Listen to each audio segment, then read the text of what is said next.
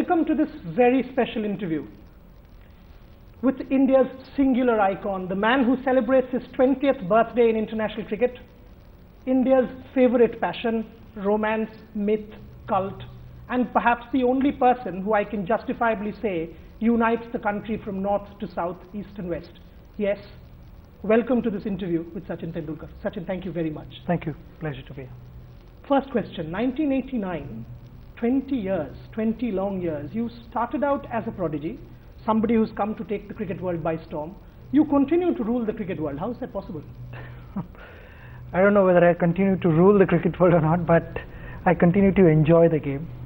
That's more important for me. I think the day I held a cricket bat, it was because of sheer passion for the game and love for the game, and it's still there in me today, and I'm proud of the fact that I've been given an opportunity to serve the country for 20 years, and 20 years is a long time. I'm the lucky one. You mentioned the fact that serve the country. Those are the words, that sort of got me attracted to you. You carved out our national imaginary. When you came, we had Kashmir, we had Sri Perumbudur, we had Babri Masjid. Suddenly the very foundations of our democracy were shaken, and there was this one man who could get north, south, east, west together. Talk about that tricolour on your helmet and that coffin and what it means to wear the tricolour. It's hard to express what it means. I mean, I think when you hear a national anthem or have a tricolour on your helmet, it's a terrific feeling. I get goosebumps whenever we say the national anthem in the middle, or in the middle of the field, or wherever. The moment the national anthem is played, the feeling is different. And the same feeling when you have a tricolour flag on my helmet, because I'm proud to be Indian, and I want the whole world to know that I'm Indian. That very line, if that advert, my name is Sachin Tendulkar and I play for India, I think is the line that has shaped our conscience for a long, long time. Talk a bit about the pressure. I mean, 1 billion plus hope to, every day you would do a miracle for them. How do you cope with that? Deconstruct that part of Sachin Tendulkar. Well, the pressures are there. I mean, all walks of life, I think the pressures are there, and not only for cricketers, but for doctors, for engineers, for scientists, for any sportsman. There are pressures at different levels, and we all have to deal with those pressures. And you learn to, not always master how to deal with that, but you're learning. Mistakes are committed. It really doesn't matter, as long as you know that from the bottom of your heart you've tried your best, and this is the best you could have done. That is all matters to me, and I feel success and failure, it's a big package with success and failure, but giving efforts, I think it's in an individual's hands, and that is what matters to me. If I don't give 100%, I won't be able to sleep well at night. I feel that no, I could have tried harder, and that is something which I avoid. I want to give 100% at night. When I think about the day, even though I failed, I know that I've given my best shot. Then it really doesn't matter, and pressures are always going to be there. You can't run away from pressures of life. You have to deal with them. And when I'm facing the ball, I'm obviously not thinking of what 1 billion people are thinking, whether I should be playing on the front foot or back foot.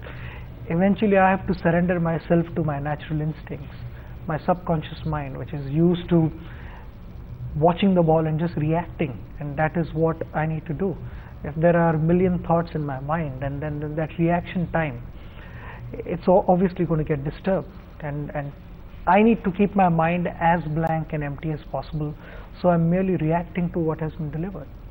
Sachin, this is very interesting what you just said. Can you just talk a bit about how Sachin Tendulkar prepares for a game? I mean, when you said, I get my mind blank, because, the viewers, everyone, as analysts, we would love to know, how do you prepare for a game? I try to keep my mind blank. It doesn't happen always, but, I think preparation, I would do a bit of visualization. I would look at the strengths and the weakness of the opposition, and try and work around that. And then obviously when I'm batting, not every day you don't think the same way. You know, sometimes your thinking is great. I mean, you're feeling good, your body is moving well. Sometimes you're not, so you got to play accordingly and figure out immediately how this particular surface is going to play and what are the strengths and the weaknesses of the opposition, and start playing accordingly. I look to do that. I try to analyze the conditions as quickly as possible and work around that, because at this level I think all the players are good, but then eventually it also matters how you can outthink your opposition. So you know, it's a bit like playing chess also. You know, you got to know. Sometimes you know that the next ball will be in this area, and it happens. When you're thinking right, it happens. You mentioned this just about doctors, scientists, others, engineers. Everyone has pressure. I'll make an allusion to sports people. I mean, you know, sports people from all time. Jesse Owens in '36 facing Hitler and the Aryan supremacy, the whole theory. You know, after that, Jackie Robinson breaking the color line, and all of these are important landmarks in international sporting history. But someone, and more recent times, Roger Federer had Rafael Nadal to sort of come. But you, 89 to now, everyone, whoever you talk to, will say, no, this guy is the best batsman of our generation, the best cricketer of our generation. That is unique. Now, the question is that, you know, across caste, across religion, I've not seen anybody who doesn't like Sachin Tendulkar. That is what makes you unique. I mean, makes you Indian in a sense. You get my point. I mean, that's what gives me this feeling that India matters. Do you think that's the biggest contribution of yours? Well, I think that is my greatest strength, because everyone likes me and they want me to do well. They wish well for me, they pray for me. So it's my strength. I mean, I've got such a huge support, and when 1 million people are wishing well for you, not many things can go wrong. So that is how I look at it. I know the expectations are there, sometimes way higher than what it should be, but that is only out of affection. That is only because everyone wants me to do well and win matches for India. So that is, I look at it in a positive way. 89, let's go down memory lane a little bit. You started that nose hit, you know, and blood flowing, and the second ball cover drive for a boundary. Just talk a bit about that. 16-year-old facing up to Imran Wasim Waqar. What was it like? I remember it was the first time my brother Ajit had come to Pakistan to watch me play, and in the second innings we were 34 for 4 down, and I was batting on 2 when I got hit, a bouncer from Waqar, and I remember in that particular test match there were only 2 batsmen who played without the grill. It was Srikanth and me. So one of them got hit, the others, I mean, had a bit more protection, and after that I sort of started wearing the grill. But coming back to that game, we had played wonderfully in that series, and in the second innings when we were 34 for 4, I got hit, and I decided that I'm going to stay, because you know, this is an important phase of the series, and having played so well, you can't just go down like this in the last test match. And I sort of also wanted to show that, you know, it doesn't bother me.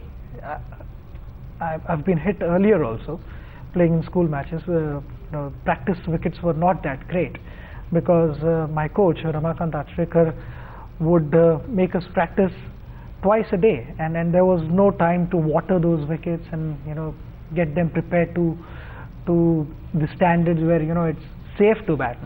They were uneven, and then the bounce was uneven. Couple of times I've been hit on my nose. I said, I've been through this before. It really doesn't matter. I'm going to fight it out and show you what I'm made of. If I remember right, Navjot Singh Sidhu was batting at the other end when he got hit, and he actually told me that when it hit, I mean, he thought, done, end, you know, and this man now has to be rushed to the hospital. Apparently you put your hand up and you said, "Main khelega." And you know, he said, you know, when he said it, it was surreal, that how can a guy of 16 say, when he's got hit and blood flowing, that "Main khelega." Now that, do you think enduring pain and serving the nation best sums up Sachin Tendulkar? Well, when you're 16, obviously, in a way it helped because I was 16. I didn't realize what was happening around, and I was still very young. And given this opportunity, I didn't want to, let it slip away just like that without doing much about it. I wanted to prove my ability. I wanted to also convey a very strong message there that I'm not going to back off. And from whatever you hear, when you get hit, either the players are scared of a cricket ball or it makes them tougher. And luckily in my case, I got tougher. And after that, I mean, I've got so many blows on the body, but it's part and parcel of the game. I mean, if you have chosen to play with a seasoned ball, you are going to get hit. See, this is this joke about you that when people try to rile you up or be aggressive against you and hit you or whatever, and if that kind of aggression, you counter it with a fantastic innings. Now, does that sort of happen? I mean, do you sort of provoke yourself a little bit more, psych yourself up a little bit more? It happens, yeah. I mean, when somebody is needling you, then obviously, that extra bit helps you to go further in delivering performances. Why don't you give us an instance? Because this obviously viewers and people who read it don't know. So talk a bit exactly, if you remember one.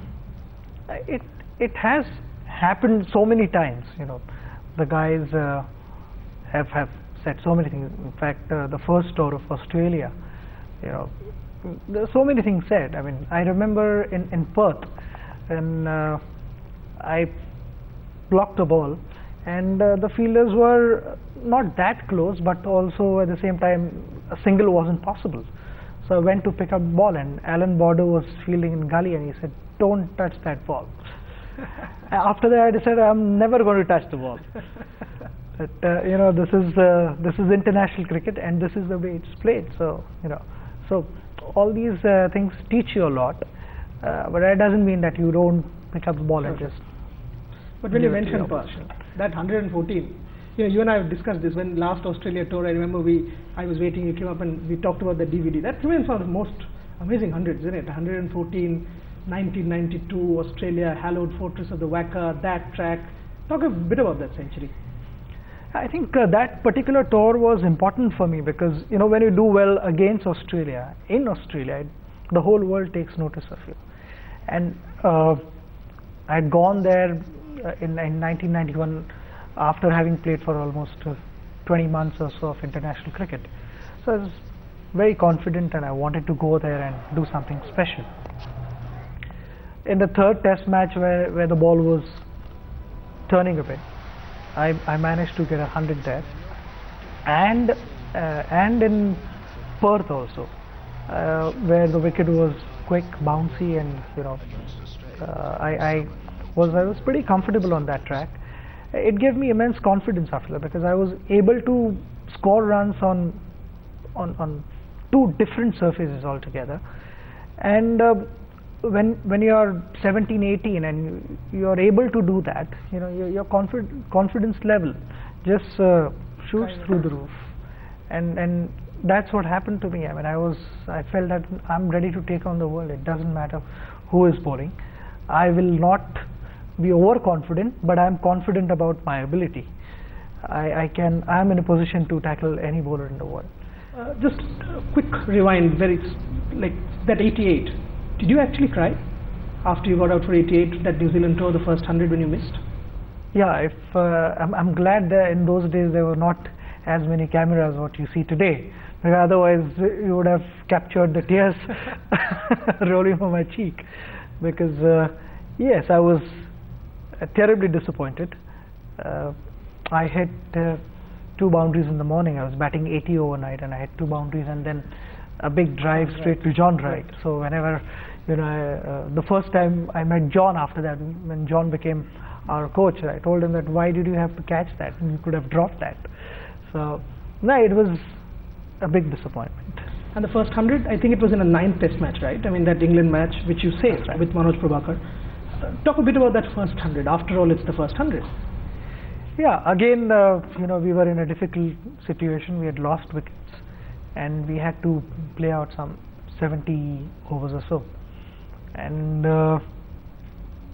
I just played my game, my natural game. I mean, I played shots. Obviously, there was attacking field set. The bowlers tried everything possible.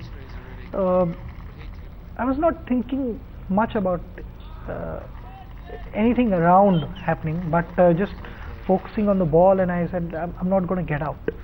I'm just going to be here and play my natural game. If I find the ball in the areas where it needs to be put away, I'm going to put the ball away.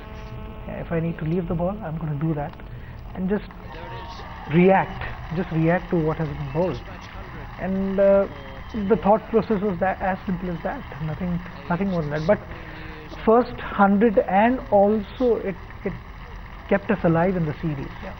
We were able to draw the game, and it kept us alive in the series. So now when we think of Sachin Tendulkar as a one-day player, obviously the thought is Sachin Tendulkar as opener, and sort of take the match by the scruff of the neck and win it for us. But that New Zealand game, 47 ball 82, I think we were chasing 140 odd. How did it happen, and why did you decide to open? How did the team management get convinced? Well, that particular match, I remember in the morning, Sidhu was not fit, and I was the vice captain then. So I told Azhar and Ajit Wadekar, our coach then, that give me just one opportunity. I am very confident in the first 15 overs. I'll go and I'll go over the top, and 30-yard circle, that restriction would definitely allow me to play big shots, and I'm feeling extremely confident. If I fail, I'll never come to you again. Just give me one chance. And Sidhu was also injured, so this was the only opportunity. I said I'll never come again. If I fail, the chapter is closed. And everything went the way I had imagined, I had visualized. It was a fresh experience for me. New ball, and you have to time the ball. You have to also try and be there for some time, because new ball does a little bit more than the old one. I mean, normally I was batting number 4 or number 6 before that, so it was a fresh experience for me. I thoroughly enjoyed it, and started connecting the ball well, and then allowed my natural instincts to just take over. It worked well till I was on 82, and after that I said, okay, the fielders are in deep. I'm just going to, place the ball in between, because there is nobody, and I'm going to. Vinod Kambli was batting with me, and I told him that I'm going to place the ball here, and we will run to, which will put pressure on the opposition. They wouldn't know what to do then. And I top edged the ball, cotton ball of Matthew Hart, and I said I should have continued. And so many guys said, what was the need to do this when you were clearing the ball? I said, yeah, maybe that was a better option. What adds to the romance of Sachin Tendulkar, the aura, 1999 World Cup, your dad's demise, coming home, then going back in that 140 against Kenya. What goes through a sports person's mind? I mean, we are all human, right? I mean, coming home to a void which none of us can ever fulfill. Talk a bit about that mindset. Yeah, that was definitely the toughest week of my life, and a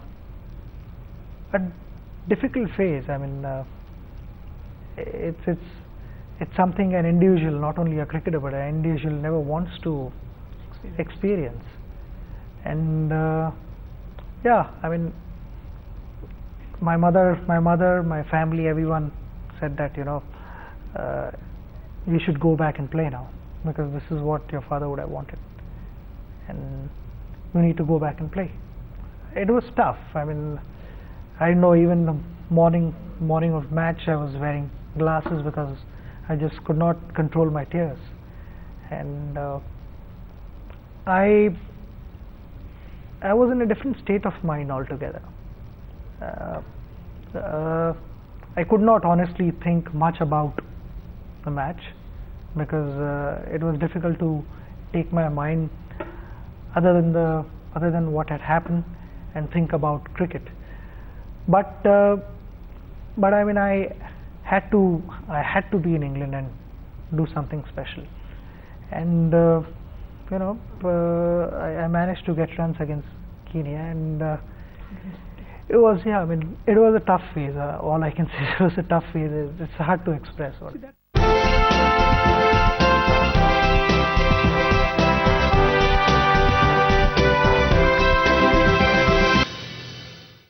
Somebody of our generation who can do that is actually extremely inspiring. But moving on, I mean, I can't sort of not talk 98 and that Sharjah knock. I mean, all of us remember, I watched it on telly. The players were lying flat on the ground. We were chasing that final. We were almost out because the equation had become difficult. What happened? I mean, you just went berserk after that sandstorm. Yeah, before that, a very funny incident happened which nobody noticed. Well, we were there in the field, and the storm was, it was a new experience for me. I had never seen anything like that, and I thought I'm going to get blown away. So I subtly moved close to Gilchrist. I said, if I'm caught in this, I'll take him with me because extra weight might help. But after that, we went to the dressing room, and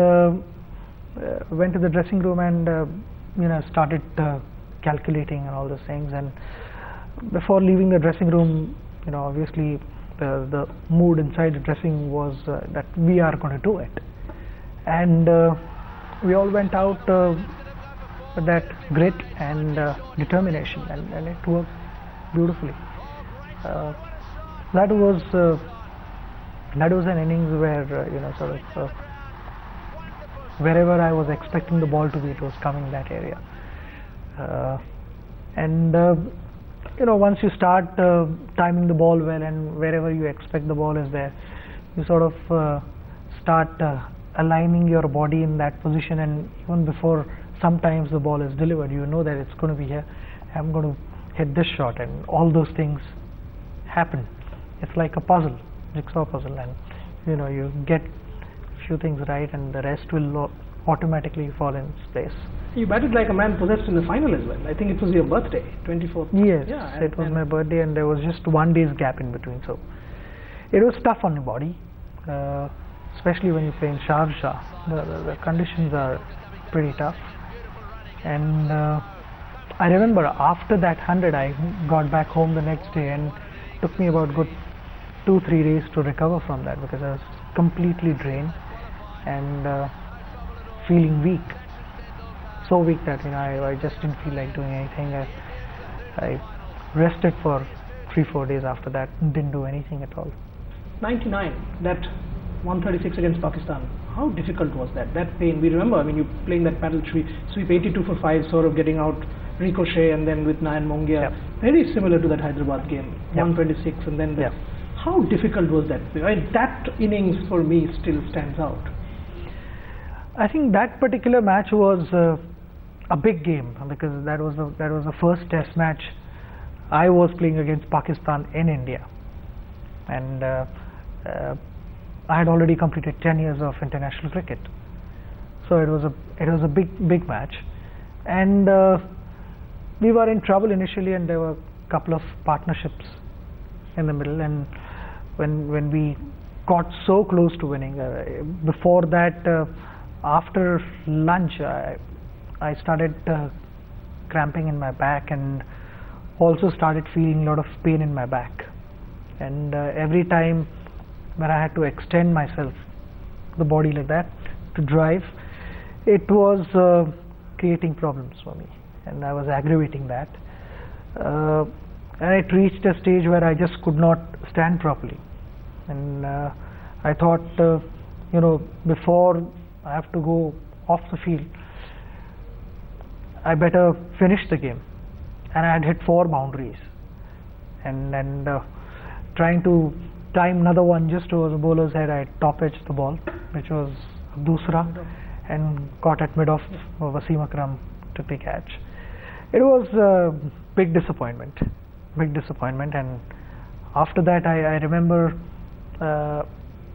we were all in tears in the dressing room. It was terrible, It was a huge setback. It was tough to go out and accept Man of the Match award.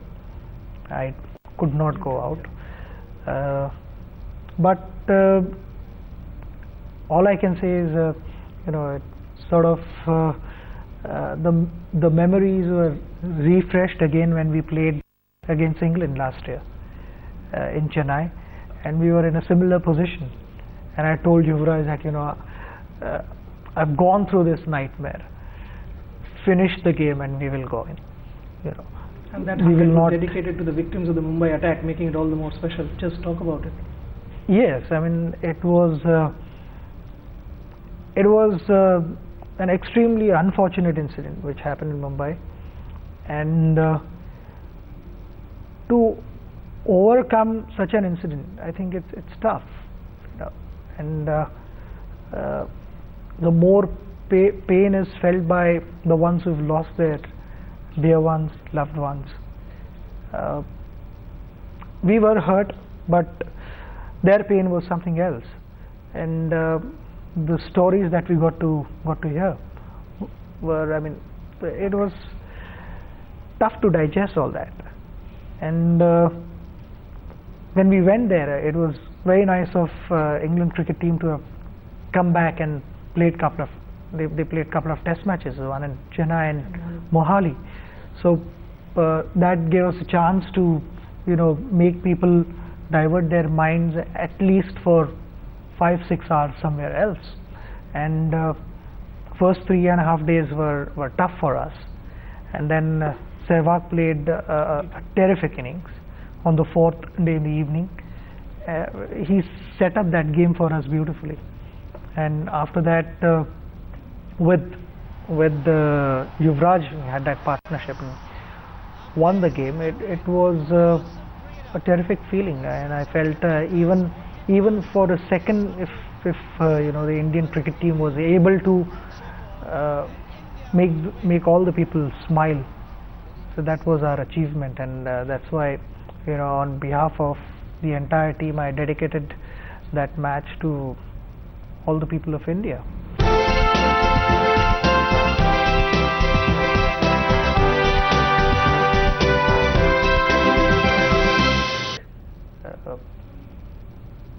Packed stadium, we were chasing 274. Yeah. So big target, and again in the dressing room, dressing room was pretty quiet and everyone was focusing on the game. And I wore my earphones and I started listening to music. I wanted to be in that zone.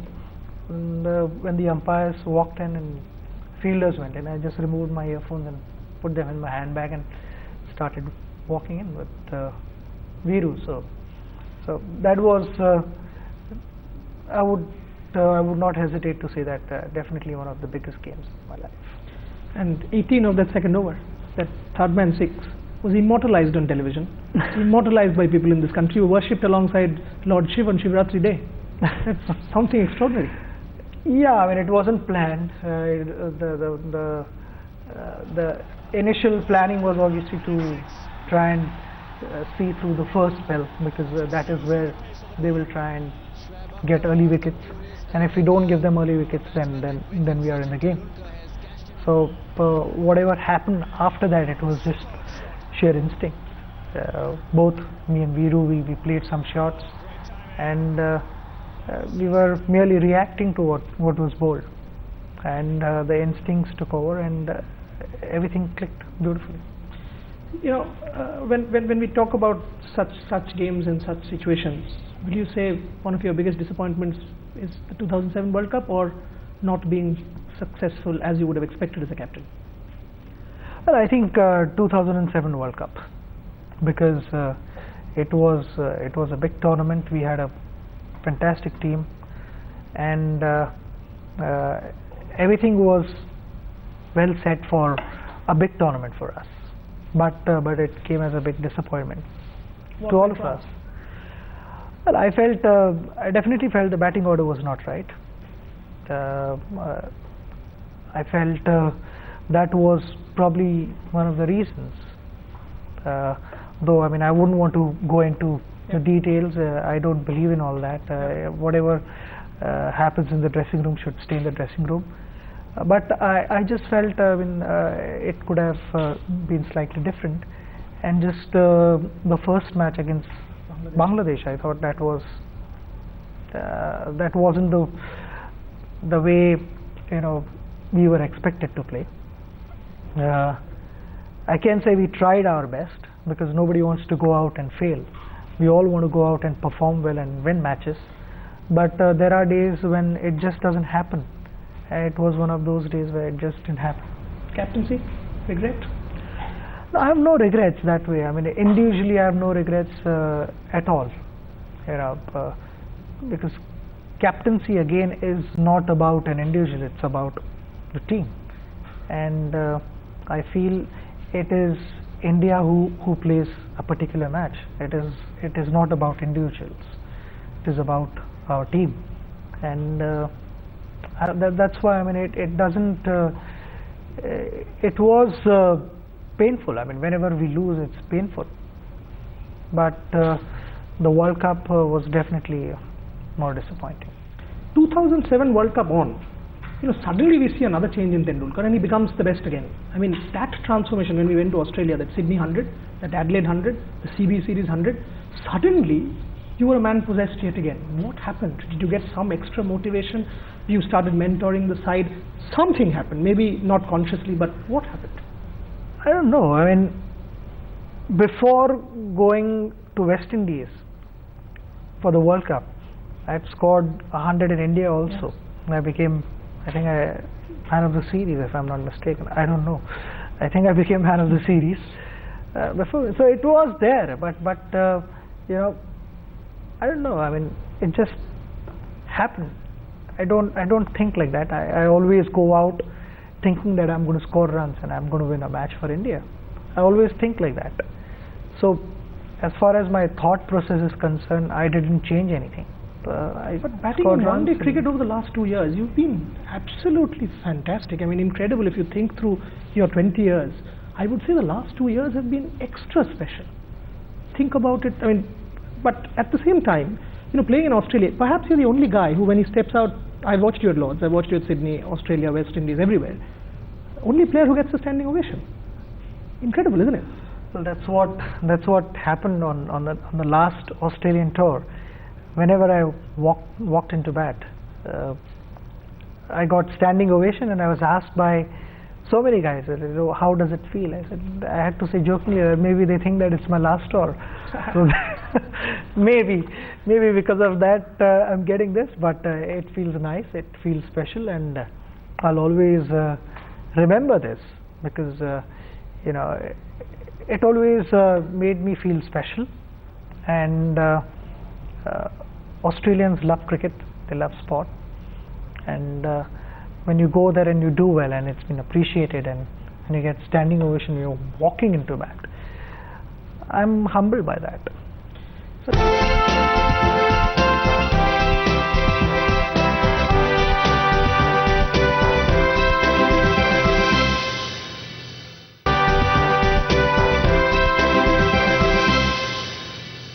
Sachin, I must ask you this. 163 this year in ODI cricket, not out. 175 in that heart-wrenching 3-run defeat in Hyderabad.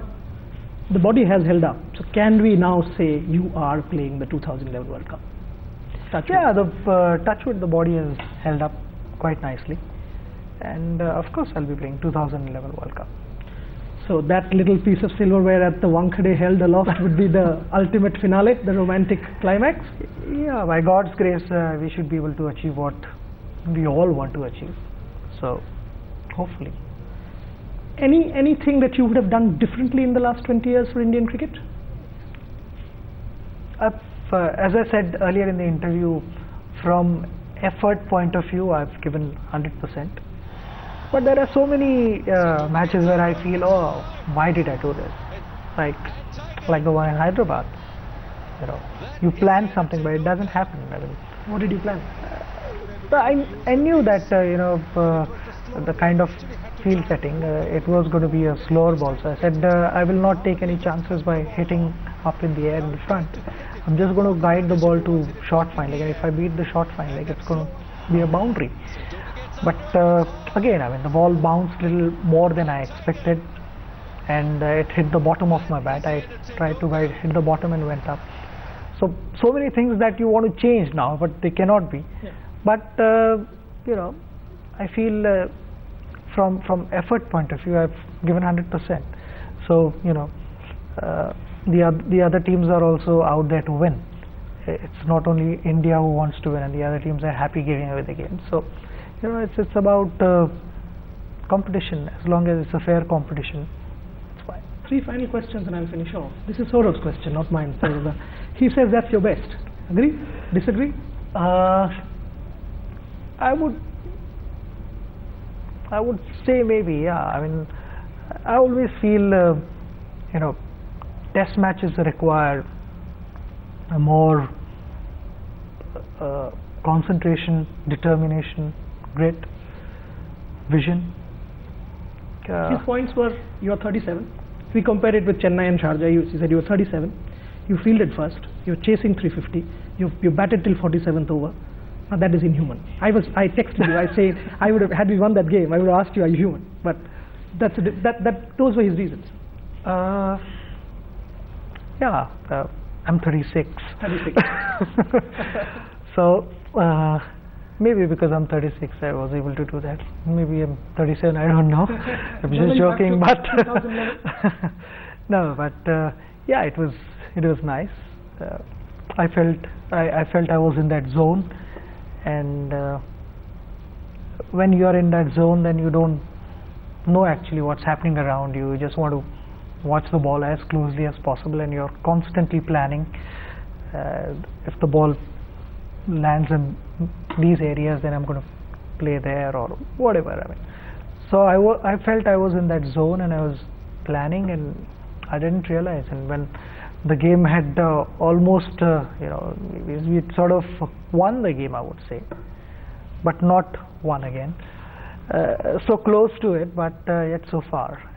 One thing that I've actually enjoyed a lot again, is your mentoring of younger players. That game, many others that I can sort of talk about. What do you tell them? I mean, the way you guide them, it's like a university teacher guiding a PhD student, sort of Suresh Raina, Ravindra Jadeja to some extent. Or in the dressing room, or in the practice sessions. There's so much money, commercialism. There is obvious distractions, right, with the IPL, post-IPL, etc. What do you tell them? How do they maintain their head? I think it's just about progress. I mean, if you see 10 years ago, there was not as much money. Now there is more money. But it's not about money, because when I picked up a cricket bat, I didn't think that I was going to make millions because of picking up a cricket bat. It was because of love for the game, passion for the game. And I wanted to play for India. That was the ultimate dream for me. I will not give even 0.1% away if somebody says, okay, would you compromise that much if we paid you this? I will. That's my life. Cricket is my life, and I'm sure all the guys in the team, they feel the same, because as a 5-6-year-old, you barely understand anything, and you pick up a cricket bat or a cricket ball only because you love doing that. And then whatever happens after that, it's just about progress. So I feel getting distracted and not being distracted, whatever, I mean, it's up to an individual. I feel if my focus is on the game and I understand the priorities in life, I don't think any individual can get distracted like that. It's as simple as that. I would worry about how to score more runs than how to make more money. 20 years and still counting, how would you want to be remembered? Obviously as the greatest ever, as far as I know, who's played the game for India and perhaps the world, because I keep comparing with Sir Donald.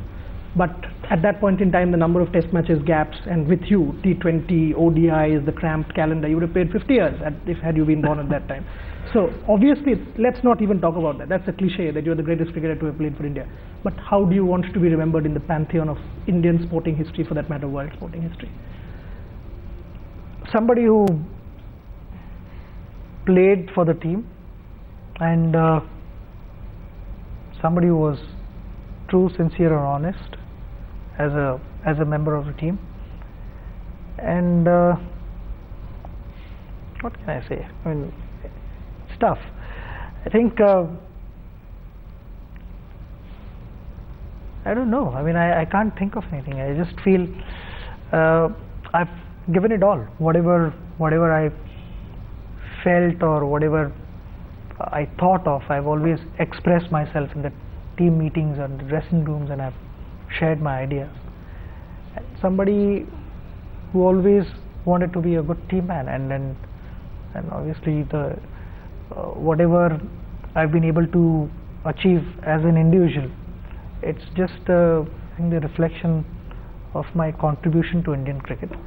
I was always part of the team. See, this is the humility that I keep talking to you about. This is what makes you what you are. You know, my favorite icon, India's favorite son, and I think for 1 billion plus, their favorite romance. Thank you very, very much for talking to me. Thank you very much, Sachin.